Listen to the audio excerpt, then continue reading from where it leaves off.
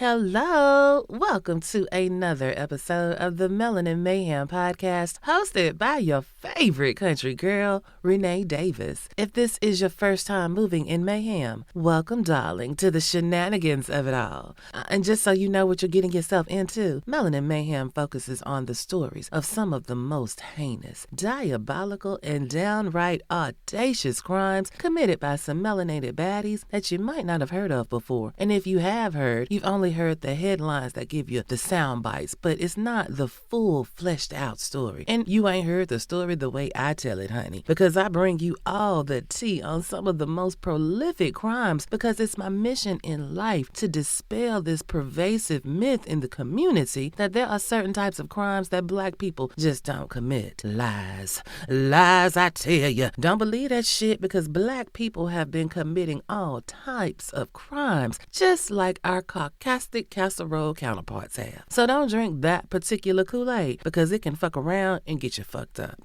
Okay. Now, Sugarfoot, now that we have properly greeted our guest, what's good, Noir Nation? I have missed my boo things, and it's been crazy because I have been researching and recording what feels like non-stop. Y'all probably can tell my voice is a little gravelly. That is because it's like 6:30 in the morning. I just rolled out the bed and jumped on the mic because it's Sunday morning and I gotta go to work today. I'm going to church before work, and I will be at work all damn day trying to get this money together for my shenanigans, because baby, it's a Virgo season and the country girl is celebrating a big one, baby, and we are doing it a big girl style. And I just got to make sure that y'all are locked and loaded with all of the episodes that you got coming your way. I scheduled, because you know I love me some New Orleans Nation, and I just can't bear the thought of you missing me because I'm out gallivanting or whatever, darling.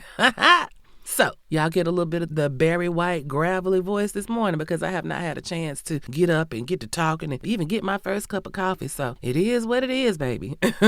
Now, there's a couple of church announcements. Don't forget your tickets to the BTCC live show on October 18th, right here in the city of Atlanta. The link for the tickets as well as hotel accommodations are in the show notes and on the social media pages. Come on out and hang out with the country girl for an evening of crime, cocktails, and canvases as we kiki and kick it live crime show style. Oh, and also don't forget you can scoop up your Melanin Mayhem merchandise over at the website for the podcast. That is melaninmayhempodcast.com. And I think that's all I have for you. Again, it's bright and early in the morning. My brain has not kicked in, but that's enough. Anything else that I think of, I can throw in on the backhand side. So let's go on ahead and get on with the getting on. So, did y'all see the movie Straw? You know, that Tyler Perry jaunt with our good sis Taraji. Tyler Perry is a polarizing figure. You either love him or you hate him. And while I don't hate him, I don't really fool with his movies too much because it feels like it's a recycled version of the same movie over and over again. But my daughter was insistent that I watch this movie. Oh, she was on my neck. Mama, you gotta watch it. You gotta watch it. You gotta watch it. So I was like, okay, because you know I love me some Taraji. So I was like, I'm gonna watch it. And I did. And so I'm not gonna tell you what happened, but I will let you know this movie is basically about a woman who is on her last fuck to give and all of the shenanigans that follow after the final straw that broke the camel's back. And of course, this is a fictional account of how shit can go from 0 to 100 when it all hits the fan. But we know as adults, there's a little bit of basis of fact in this depiction, right? Well, how about I think that I have found a real life point of reference that went down in Huntsville, Alabama back in 2003. Now, if you watch the movie, maybe by the end, you might have been rooting for Taraji, even though she was portrayed as the villain.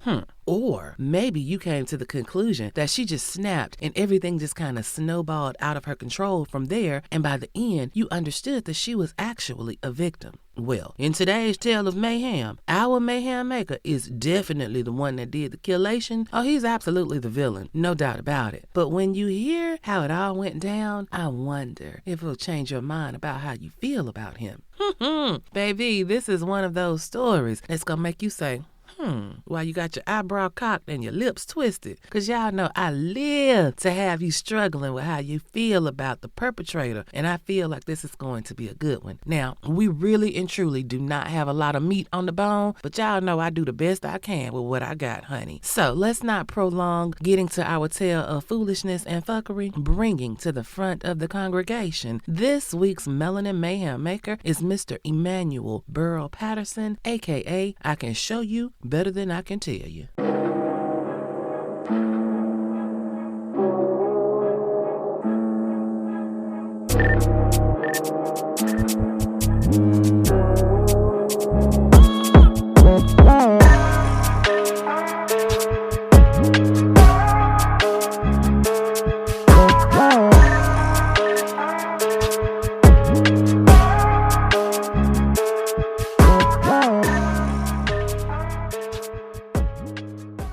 Okay, New Orleans Nation, let's get right on into it. Again, don't have a lot to go on, so this background is going to be short, sweet, and to the point. I can tell you that Emmanuel Burrow Patterson was born June 24th, 1979. His mama's name was Lydia, and we don't know who the pappy was. I think he was born in the South, but I don't have any proof of that, other than that's where he was when the shit went down. But I also know that he lived in Brooklyn, New York, and Woodside, New York, before he moved to Huntsville, Alabama, around 2001. So he very well could have been born up north. But either way, from what I can tell, Emmanuel lived a chill life. He didn't bother nobody, and he didn't cause no trouble. Sounds like my type of peoples. You know, when he moved to Huntsville, he was renting an apartment from a man named Dr. Calvin Matthews, and Dr. Calvin said that Emmanuel kept to himself. He really didn't interact with his neighbors, but he always paid his rent on time. And as far as a criminal history for Emmanuel, there's really not much. We do know that he was arrested on May 29th, 2001, not too long after he got to Huntsville. He was arrested for carrying a pistol without a permit.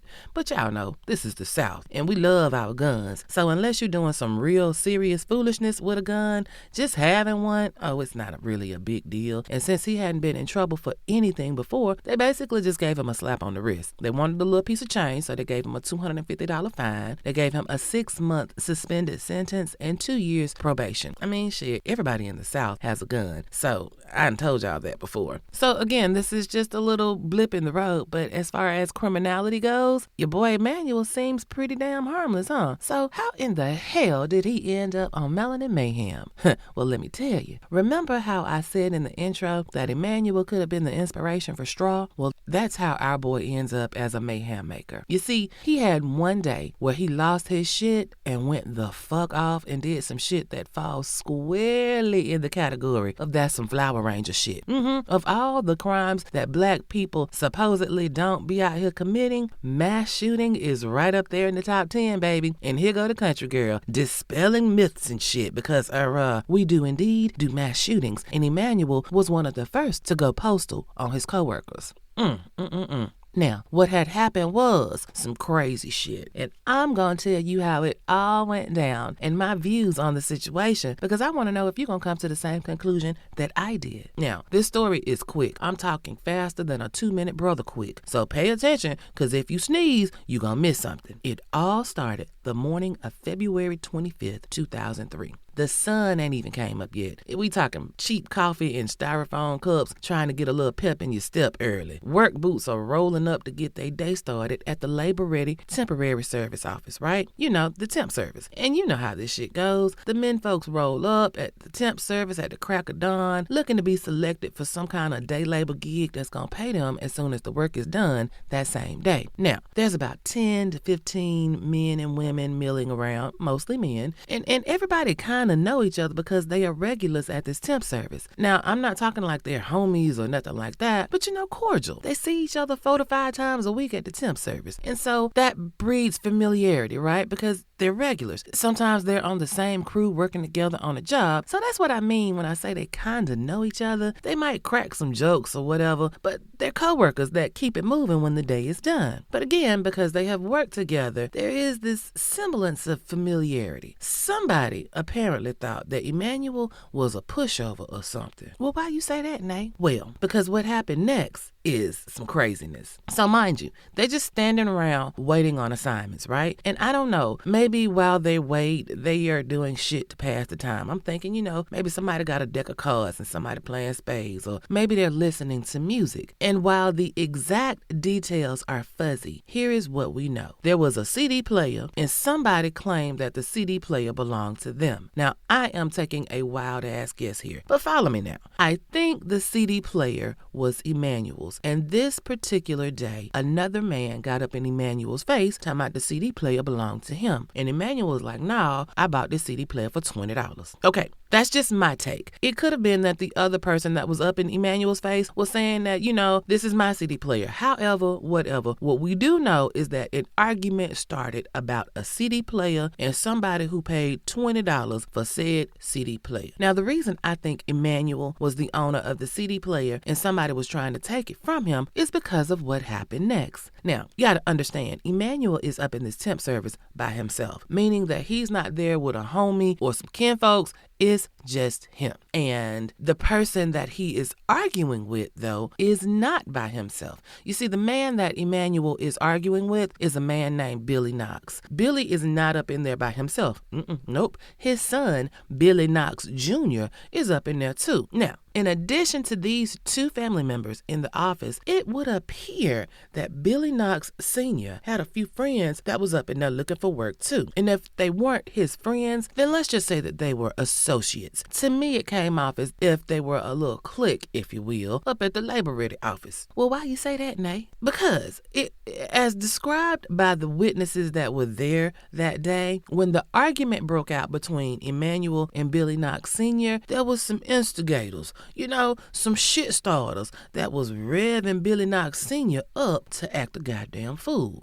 Just making him talk all reckless and shit. And according to the witnesses, as Emmanuel and Billy Sr. argued, the peanut gallery had plenty to say and do to Emmanuel. And I imagine it went down something like this. Billy Knox Sr. goes up and snatches the CD player from Emmanuel and says, "This is my CD player." And Emmanuel says, "Fuck you mean, it's yours. I paid $20 to so-and-so, and if you gonna take the CD player, then you gonna have to give me my money back." Now, Billy Knox Sr. says something to the effect of, "I ain't giving you shit. You can kick rocks," and then proceeds to get all up in Emmanuel's face. I'm talking about personal space just violated, right? And Emmanuel is saying something along the lines of, "If you don't run me my CD player or my money, it's gonna be trouble, trouble." Now, Billy Knox Sr. is Billy Badass at this point because he got some shit starters helping him go in on Emmanuel. Now, I'm talking about all of these people. They are telling Emmanuel to have several seats because they run this shit. Now,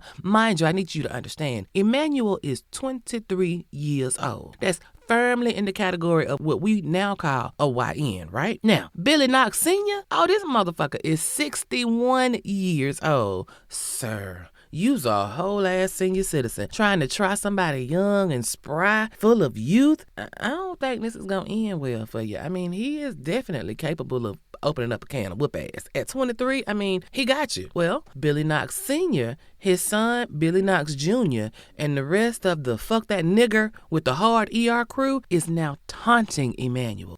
They all up in his face, telling him that he ain't gonna do shit. And they putting hands on him. Yes, the witnesses say that the men are pushing Emmanuel. They just all up in his face talking cash shit. Now, I'm going to go out on a limb and say all these men that was doing all this big talk and big game were lice landlords. And they got this black man, this young black man, hemmed up in a corner because of an argument about a CD player. Now, Emmanuel is, he talk a good guy too. He gonna fuck him up. And they telling Emmanuel, "Man, you ain't gonna do shit." They just fucking with this man. Now, I feel comfortable that this is what went down because of the context clues in what happened next. Emmanuel tells his tormentors, "I bet, watch this." And then he walks out of the office to go to his vehicle. Now, my fellow Wakandians, we know that is the universal sign for somebody about to set it off in this thing.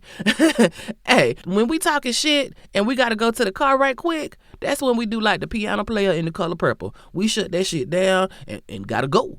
But you see, the men in the office, they didn't do that, which again is why I feel comfortable in saying that those were some Caucasian casserole peoples, and this is how it all went down. So, the men that are Debo and Emmanuel, oh, they laughing and talking shit, right? They think they done ran this man off. Oh, he ain't gonna even get no work today. Now, after everything went down, all of them are saying that Emmanuel was unstable. Well, I have a problem with that because if you know that he ain't wrapped too tight, why you fucking with him then? I mean, if he a few sandwiches short of a picnic and he goes to the car, y'all should have known what time it was. But clearly, you didn't. Baby, Emmanuel goes to the car and then he comes back into the temp service a few minutes later and he go right up to Billy Knox Sr. and was like, hey, what that was you had to say now, partner? And at this point, Billy Knox Jr., the son, oh, he jumps in between Emmanuel and his daddy. But it's a little too late to try to be peacemaker now, bruh. Emmanuel is past the point of giving a fuck because the next thing you know, Emmanuel pulls a 9mm out his pocket and shoots 22-year-old Billy Knox Jr. in the head. And Jr. is communing with Jesus before his body even hit the floor. Now, it's at this point, Billy Knox Sr. realizes that he done fucked up. He done chose the wrong motherfucker to pick on, and now he about to fuck around and find out. By the time he processes this thought, though, Emmanuel makes sure that Senior don't have no more thoughts because he gave him one to the dome, too. Now, Senior is right there with Junior trying to figure out what the fuck just happened. It's over. Now, kinda in slow motion, the other laborers that was just having big fun picking on Emmanuel, oh, they now in a whole ass panic.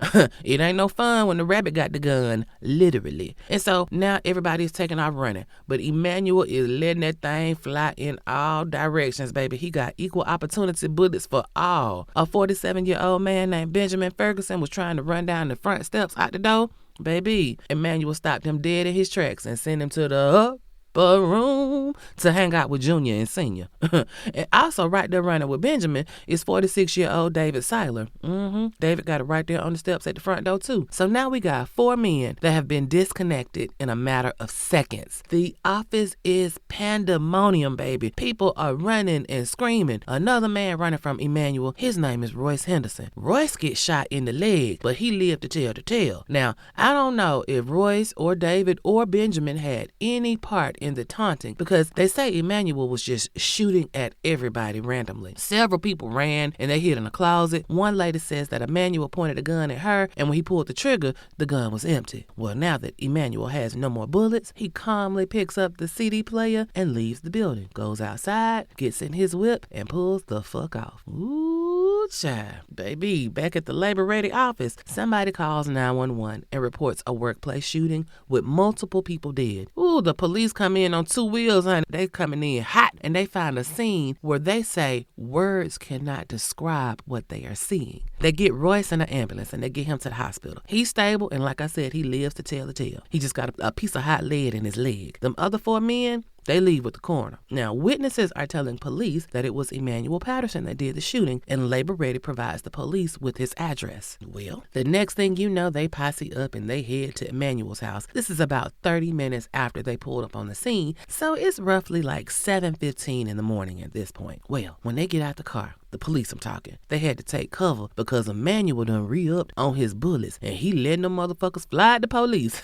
Oh shit, Emmanuel, you want all the smoke, right? I mean, at this point, you done killed 4 and injured 1, and they gonna throw the book at you, so what you got to lose? Nothing at all. And New Orleans Nation, for the next 8 hours, he is in a standoff with police. The cops clear all the residents from the apartment building, and they wait a little bit, and then they shut off the power. Just like how they do on TV, they give a cell phone to Emmanuel to try to communicate with him, but he ain't studying that shit, just like in Straw. So they have to use a bullhorn to communicate with him.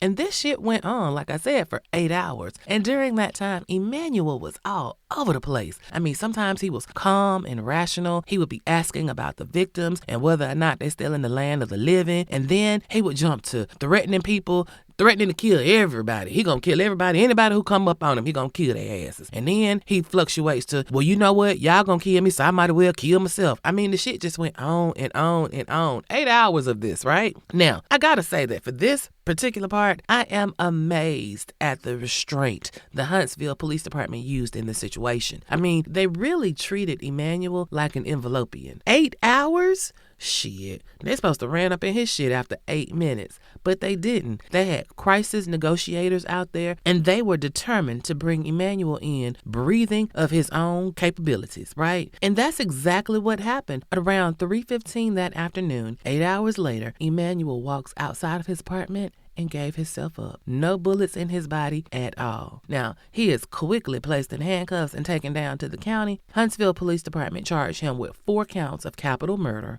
attempted murder, and aggravated assault, and he is held without bond. Well, shit, we knew that was going to be the case. Now, in Alabama, capital murder charges can get you a disconnection notice, so shit ain't looking good for Emmanuel. Now, after he was arrested, he gets a court-appointed attorney named Fred Simpson. And after conferring with his client, Fred decides that they are going to go for a mental illness plea. Emmanuel is crazy. He lost his shit. And we can back this claim up because Emmanuel, while he was in New York, he had been committed to a mental hospital for treatment for a brief amount of time. Now, I'm going to tell you, this is where it gets crazy. I don't know how it came about, but Emmanuel never went to trial for his crimes. He ended up pleading guilty to murder, and they gave him a life sentence. No fuss, no muss. And I assume that Emmanuel knew that, if he tried to crank up the jury, they was gonna kill his ass. So he chose a less permanent ending, right? So, okay, I'm looking for his prison information. I can't find nothing. Why can't I find nothing on Emmanuel? Well, the reason I can't find nothing on Emmanuel is because the Alabama prison system only shows records for those who are currently incarcerated. So that threw me for a loop, right? Because Emmanuel got life in 2003. Surely he locked up. He was only 23 when the shit went down, which would make him 45 now? Well, young Emmanuel, he checked out permanently on January 21st, 2012. That's a little less than 9 years that he spent in prison for his life sentence. He was 32 years old when he died.